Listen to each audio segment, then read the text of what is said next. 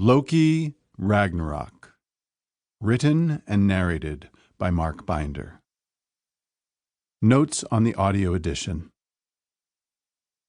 Loki Ragnarok began as a performance piece called A Tale of Destruction Told by a Clown.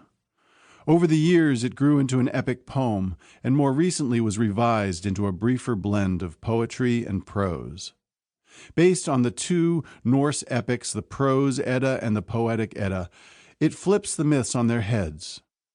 Thor, and especially Odin, are not the heroes that they are portrayed in popular culture. Instead, like a criminal on trial, Loki pleads his case, justifying everything. The language in this telling saunters between elevated and crass. This is not a story for children. In darkened rooms and on glowing screens, our culture regularly watches scenes of mass murder and demolition as entertainment.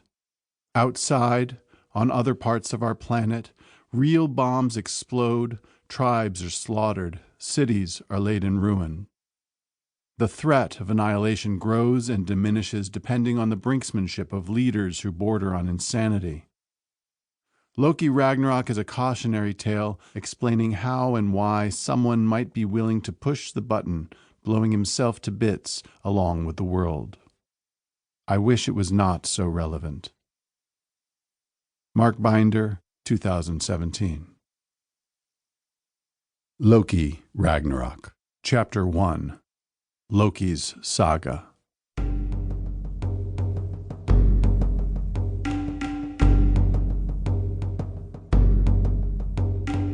This tale I tell began long before time, and will not finish until the last coals of creation burn to smoldering dust.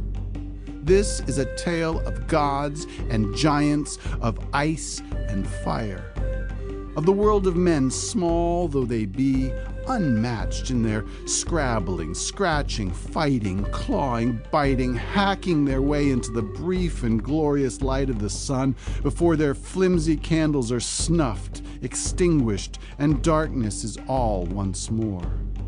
This is the tale of Ragnarok, the end of the world, the end of time, the great and glorious battle between the giants and the gods. Ragnarok. It begins. Chapter 2. The Prophecy.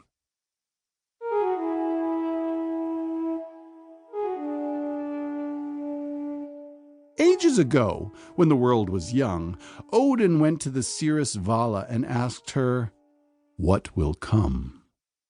Odin, the All-Father, Lord of the Aesir, seeker of truth, Thor's sire, Baldur's father, Loki's brother in blood. Ages ago, or was it yesterday, Odin, who gave up one of his eyes for knowledge, hung himself upside down by his foot for 9 days upon Yggdrasil, the tree of the world, hoping to learn all. Odin, the damned fool, asked Vala the seer to scry him the future. What a fucking idiot. For she told. Vala told Odin, told of the beginnings of the creation of the 9 worlds, the birth of the gods and the giants and the men. Vala foretold the great days when the gods ruled the 9 worlds, but Vala did not stop there. She told him. He told us in Asgard. Told of the doom, told of the death, told the destruction, devastation, desecration, demolition, the demise of all we know, all we love. Once you set a prophecy in motion like a sled racing down the side of a cliff, you cannot hop off in the middle, but must ride it through beyond frolic and fun into fear, through terror, until the end. So, Odin asked, and Vala told. And from the beginning, from the first days, we knew our time was limited, set like an hourglass, sifting away the moments invisibly until at last, the last gone. Vala told Odin, and Odin told all of Ragnarok. Ragnarok, the battle at the end of time, when gods battle giants and win not.